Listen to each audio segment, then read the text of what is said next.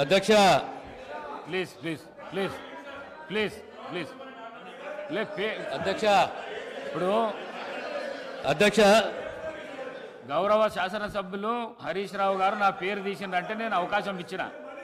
మంత్రి గారు పేరు తీసిండ్రు, మంత్రి గారికి అవకాశం ఇద్దాం మనం.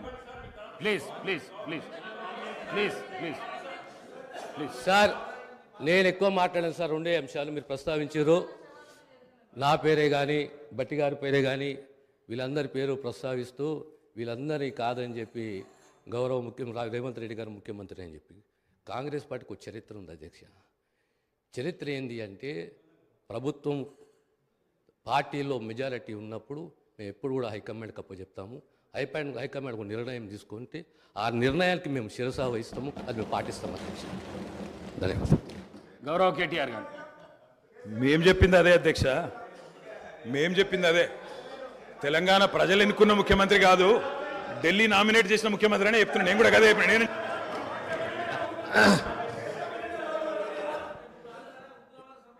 ఒక్క నిమిషం.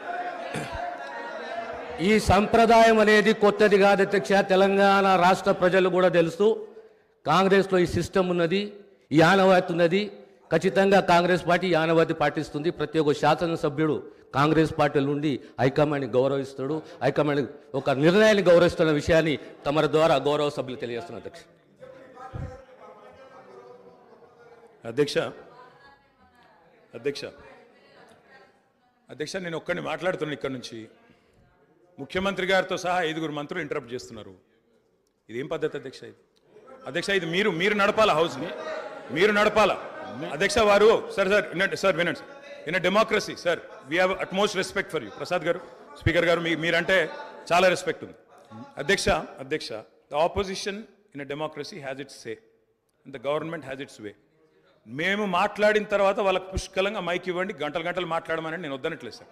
కానీ ఈ రకంగా ఒక వ్యక్తి మాట్లాడుతుంటే, ఒక సభ్యుడు మాట్లాడుతుంటే ముఖ్యమంత్రి గారితో సహా 5 మంత్రులు లేచి ప్రభాకర్ గారు, దామోదర్ గారు, శ్రీధర్ బాబు గారు, బట్టి గారు, ముఖ్యమంత్రి గారు అందరూ మాట్లాడితే గౌరవ కేటీఆర్ గారికి నా సూచన సార్, గవర్నర్ ప్రసంగం విషయంలో దాన్ని మాట్లాడుతున్నా సార్. నేను వారు మాట్లాడిన దాన్ని మాట్లాడుతున్నా. నేను ఈ డీవియేషన్ రాదు మనకు. నేను అదే అండి, వారు మాట్లాడింది రైట్ సార్. ఎన్ఆర్ఐలు నాన్ రిలయబుల్ ఇండియన్స్ అన్నారు. మరి ప్రపంచవ్యాప్తంగా ఉన్న ఎన్ఆర్ఐలు గమనించాలా. కాంగ్రెస్ పార్టీకి ఎన్ఆర్ఐల మీద ఉన్న గౌరవం, ఎన్ఆర్ఐల పట్ల ఉన్న ప్రేమ, గౌరవ ముఖ్యమంత్రి గారికి ఉన్న ప్రేమ గమనించాలని నేను కోరుతా ఉన్నా. ఇంకొక మాట అధ్యక్ష, ఎన్ఆర్ఐలు అన్నారు అధ్యక్ష. అధ్యక్ష ఎవరు అధ్యక్ష? 100 కోట్ల మంది భారతీయులను కాదని బయట నుంచి తెచ్చుకున్న అధ్యక్షులు తీసుకుంది ఎవరు అధ్యక్ష? బయట దేశం వాళ్ళని తెచ్చుకున్న అధ్యక్షులు చేసుకున్న దుస్థితిలో ఉన్న కాంగ్రెస్ పార్టీ ఎన్ఆర్ఐల గురించి మాట్లాడితే ఎట్లా అధ్యక్ష? అధ్యక్ష ఏదేమైనప్పటికీ అధ్యక్ష ఒకటి వాస్తవం, గత 10 పాలమూరులో వలసలు బంద్ అయినాయి, వలపోతలు బంద్ అయినాయి. 14 రాష్ట్రాల నుంచి కూలీలు వచ్చి వాళ్ళ తెలంగాణలో నాట్లేస్తున్న విషయం వాస్తవం కాదా? 14 రాష్ట్రాల కూలీలు. అధ్యక్ష, మీరు నల్లగొండలో ఫ్లోరైడ్ బండ నల్లగొండ గుండె మీద పెట్టిపోతే ఆ ఫ్లోరైడ్ బండను దించింది కేసీఆర్ కాదా? ఆ విషం నీళ్ల పీడ విరగడ చేసింది కేసీఆర్ కాదా? తెలంగాణను ఫ్లోరోసిస్ రహిత రాష్ట్రంగా పార్లమెంటులో ప్రకటించింది కేంద్ర ప్రభుత్వం కాదా? ఇది అబద్ధం అంటారా? సడుగులు విరిగిన సాలెల మగ్గానికి మంచి రోజులు తెచ్చింది కేసీఆర్ ప్రభుత్వం కాదా? ఇవాళ నేతన్నల ఆత్మహత్యలతో సిరిసిల్లను మీరు ఉరిసిల్లగా చేస్తే దాన్ని మళ్ళీ తిరిగి సిరిశాలగా చేసింది కేసీఆర్ ప్రభుత్వం కాదా? కునారిల్లిపోయిన కుల వృత్తులకు కొత్త ఊపిరిలూదింది కేసీఆర్ ప్రభుత్వం కాదా? కాలే కడుపుతో అర్ధాకలితో ఎవ్వరు వండుకోవద్దని చెప్పి మానవీయ కోణంలో ఆలోచించి సంక్షేమంలో స్వర్ణయుగం సృష్టించింది, ఆసరగా నిలబడ్డది కేసీఆర్ ప్రభుత్వం కాదా? 200 రూపాయల పెన్షన్ను 2000 చేసింది కేసీఆర్ ప్రభుత్వం కాదా అధ్యక్ష? నిన్న గ్రామీణాభివృద్ధి గురించి మాట్లాడుతూ ఈ ప్రభుత్వం ప్రాపగాండాకు ఎక్కువ పెద్దపీట వేసిందన్నారు అధ్యక్ష. వాళ్ళ హయాంలో 50 ఏళ్లలో అధ్యక్ష ఒక్క గంగదేవి పల్లె చెప్పుకుందరు, ఒక అంకాపూర్ చూపెడుదురు. అది కూడా పాప మా గ్రామస్తులు చేసుకున్నారు, వీళ్ళు చేసింది ఏం లేదు. కానీ మా హయాంలో మా 10 ఏళ్లలో గర్వంగా చెప్తున్నా సార్, 3% కంటే తక్కువ జనాభా ఉన్న తెలంగాణ జాతీయ పంచాయతీ అవార్డులలో 30% అవార్డులు గెలుచుకునే విధంగా ప్రభుత్వాన్ని నడిపినాం. పల్లె ప్రగతిని చేసి చూపెట్టినాం. కావాలంటే చూసుకోవచ్చు.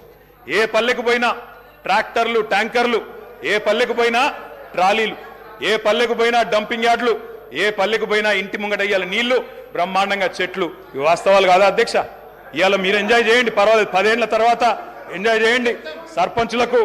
సర్పంచులకు ఇది ఇస్తాం, మాజీలకు అది ఇస్తాం, బస్సు ఫ్రీ, బంగారం ఫ్రీ, బండి ఫ్రీ అని చెప్పి ఓట్ల కోసం చాలా చెప్పారు అధ్యక్ష. సంతోషం, చేయండి, మేము వద్దంటలేదు. నిర్మాణాత్మకమైన సూచనలు చేయమన్నారు, తప్పకుండా చేయండి. మీ మేనిఫెస్టోలోని ప్రతి హామీని నిలబెట్టుకోండి. We welcome it, we will support you. తప్పకుండా సపోర్ట్ చేస్తాం అధ్యక్ష. గత 10 ఏళ్లలో రక్తాన్ని రంగరించినాం, మెదళ్లను కరిగించినాం, ప్రాణం పెట్టి పనిచేసినాం కాబట్టే ఇవాళ ఒక్కొక్క రంగంలో భారతదేశంలోనే తెలంగాణ అగ్రగామిగా ఉన్నది అధ్యక్ష. ఐటీ రంగంలో నిన్న వారు చెప్పినారు అధ్యక్ష, వారి అవగాహన, వారి పరిజ్ఞానం ఎంతుందో దాన్ని బట్టే చెప్పొచ్చు. నేనేం చెప్పినారు అధ్యక్ష గవర్నర్ ప్రసంగంలో? ఐటీఐఆర్ వచ్చి ఉంటే ఏదో జరిగి ఉండేది. అసలు ఐటీఐఆర్ అంటే అక్కడ కూర్చున్న వాళ్ళు ఒక్కరికైనా తెలుసా అధ్యక్ష? అసలు అది ఏందో తెలియదు అధ్యక్ష. నేను అడుగుతా ఉన్నా, ఇన్ఫర్మేషన్ టెక్నాలజీ ఇన్వెస్ట్మెంట్ రీజన్ ఏం చెప్పిన అధ్యక్ష? అందులో ఇన్ఫర్మేషన్ టెక్నాలజీ ఇన్వెస్ట్మెంట్ రీజన్ ప్రపోజల్లో 2013లో ఆనాడు యూపీఏ ప్రభుత్వం పెట్టినప్పుడు ఏం చెప్పారు అధ్యక్ష? అందులో